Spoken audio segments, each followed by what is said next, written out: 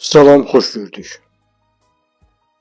Abbasquliyeva Mehriban məhkəmə zalında həbs edildi.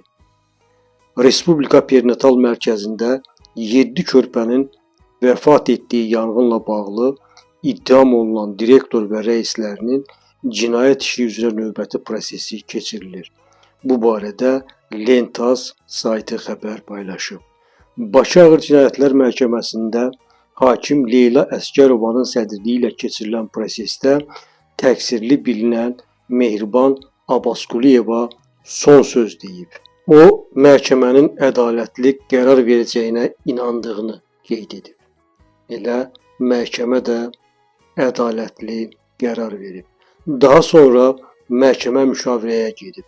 Müşavirədən qayıdan hakim heyəti hökm elan edib.